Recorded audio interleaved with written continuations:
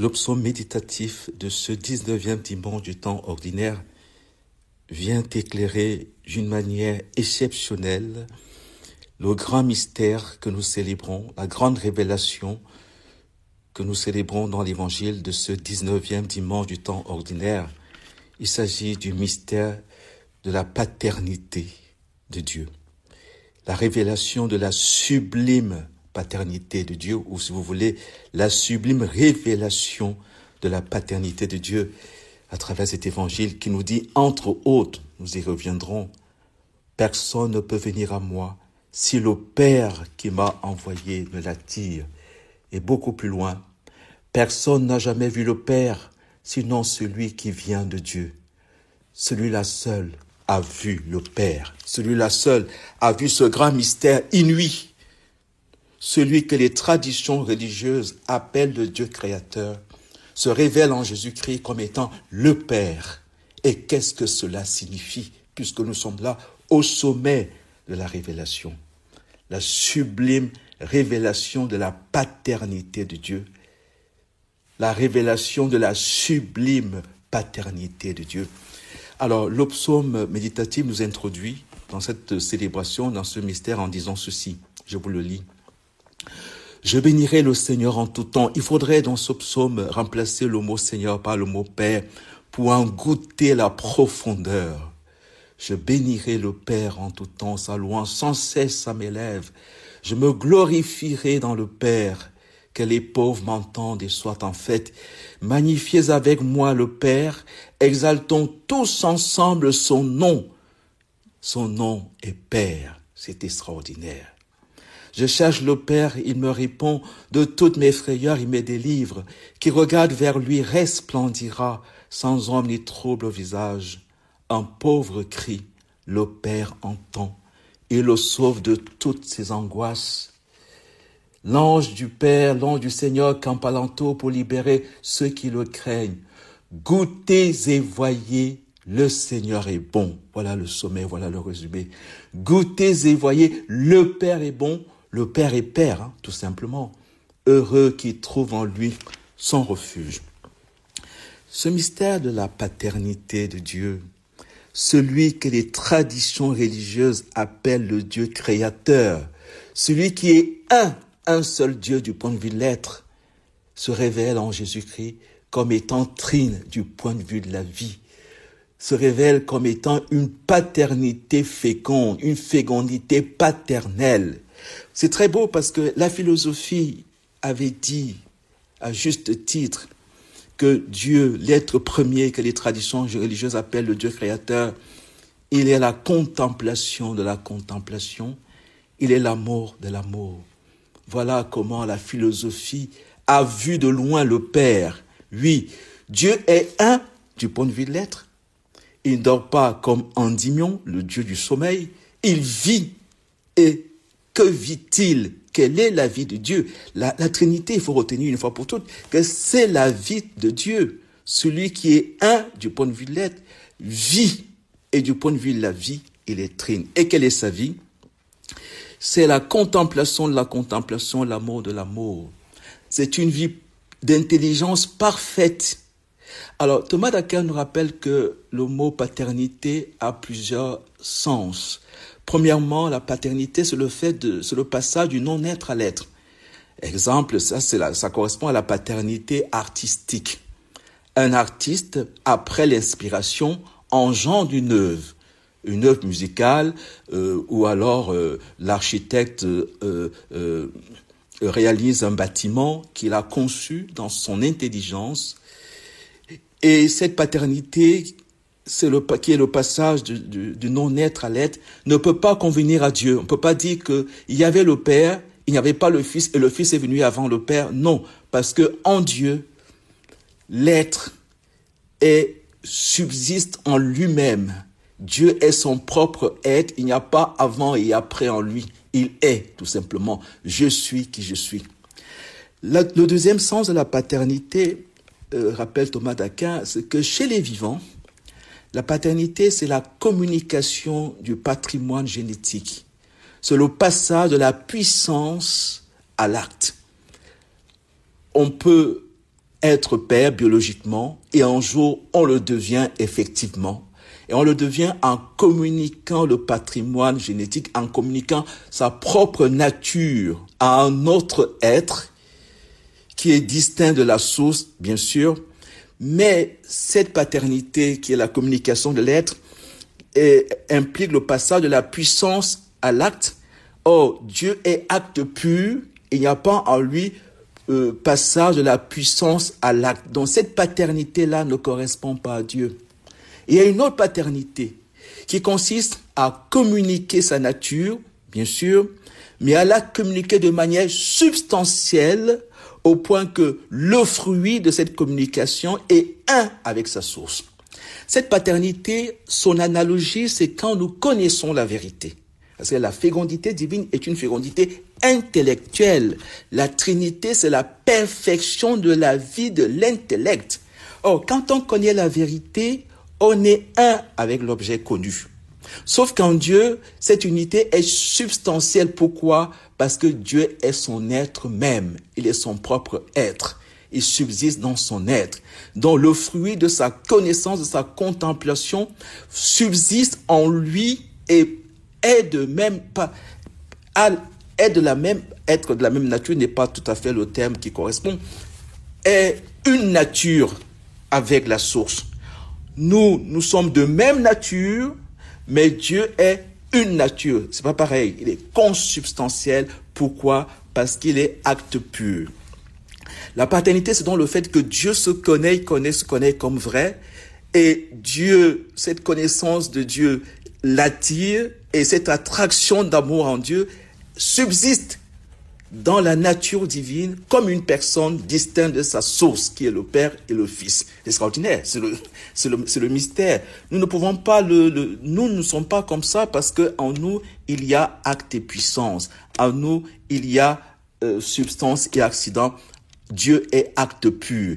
Donc ses opérations vitales sont substantielles, sa vérité est substantielle, son amour est substantiel et le grand mystère, c'est que sa connaissance, sa vérité et son amour subsistent dans la nature du Père comme des personnes distinctes du Père. Extraordinaire. Donc c'est ce grand mystère qui va donc traverser toute la révélation. Thomas d'Aquin l'a contemplé en commentant l'épître aux Romains.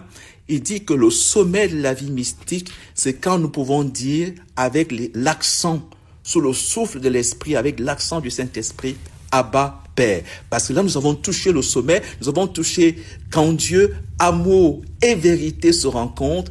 Amour et vérité sont des personnes, des relations substantielles en Dieu.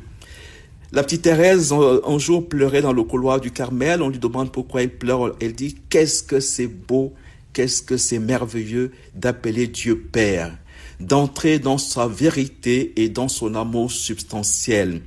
Les 4 évangiles sont d'abord une révélation de la paternité de Dieu.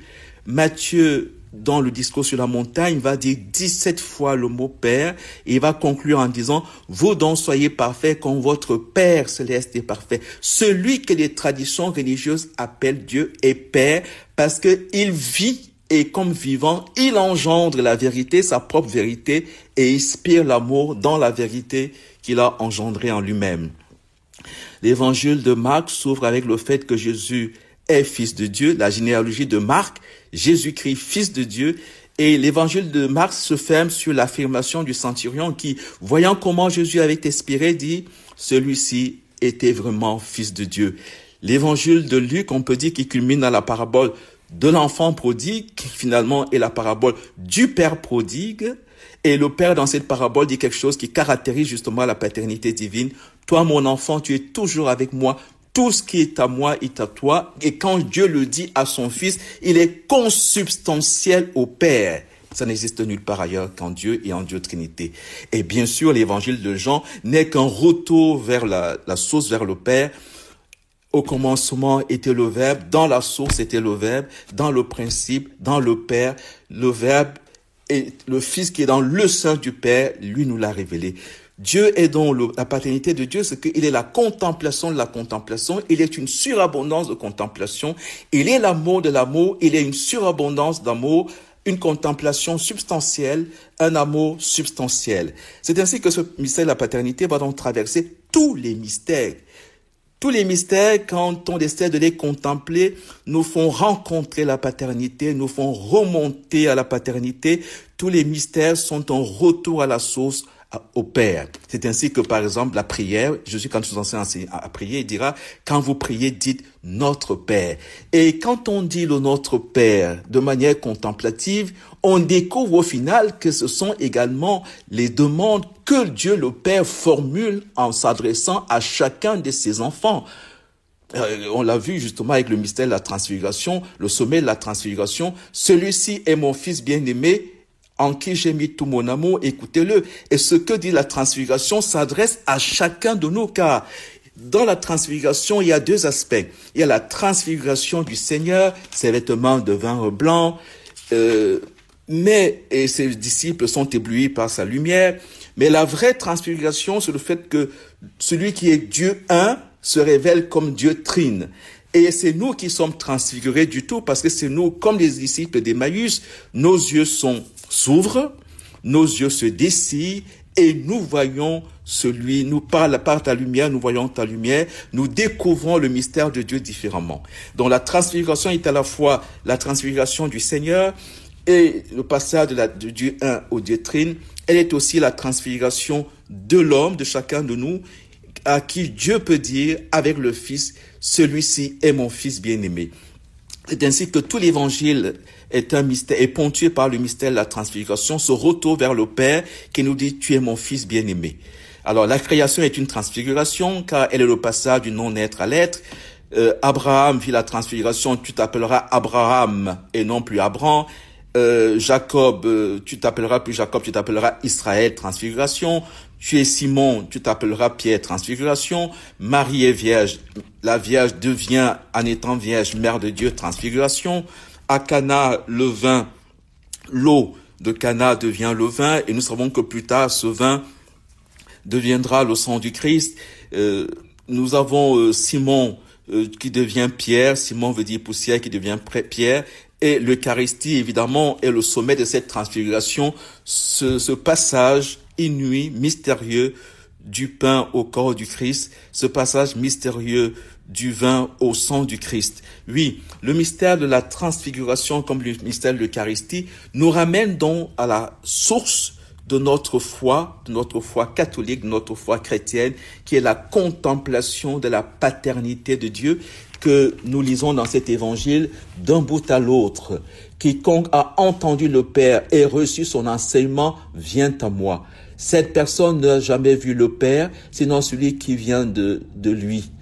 Celui-là seul a vu le Père. Et nous savons que dire que Dieu est Père, c'est dire que Dieu n'agit pas de l'extérieur. Dieu ne nous fait pas des dons, il donne. Il nous fait entrer dans ses relations trinitaires. Voilà pourquoi Marie est mère de Dieu. Le sacerdoce ministériel, comme le sacerdoce royal, sont une participation à la paternité de Dieu.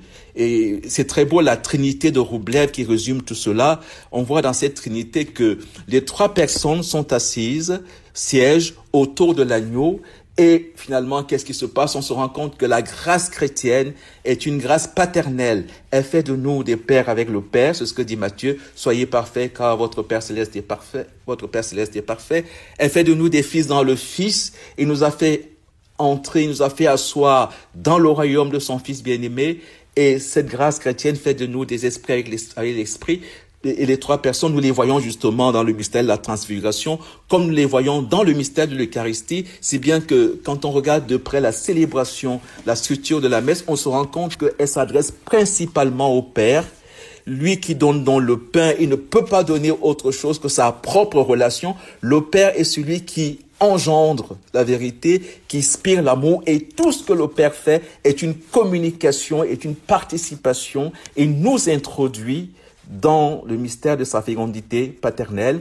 Le pain du Père, c'est son Fils. L'amour du Père, c'est son Fils et son Esprit. Celui-ci est mon Fils bien-aimé en qui j'ai mis tout mon amour. Celui qui est Père ne peut être que Trinité. Celui qui est Dieu, ne peut être que Trinité. Et celui qui est Dieu ne peut communiquer que les processions divines. Voilà pourquoi les hommes peuvent être appelés Père avec le Père. Ne donner à personne sur terre le nom de Père, sauf quand Dieu lui-même va le faire. Et Dieu a voulu que nous soyons pères avec lui. Comme dit Saint Paul, toute paternité vient de Dieu. Et c'est dans ce mystère qu'il nous fait entrer, mystère de sa fécondité inouïe, fécondité exceptionnelle, fécondité sublime, fécondité de lumière et d'amour dans laquelle il nous fait entrer. Dieu est un du point de vue de l'être. Dieu est trine du point de vue de la vie. Et du point de vue de la vie, Dieu est Père. Les néo-platoniciens, d'ailleurs, l'avaient déjà dit. Ils disent, Dieu est un. Dieu est créateur de l'être. Dieu est Père de la vie. Du point de vue de la vie, Dieu est Père. Et la vie de Dieu, c'est de nous communiquer le pain de la vie, justement, de nous communiquer sa propre vie, qui est son Fils, et sa propre vie, qui est son Esprit. Amen.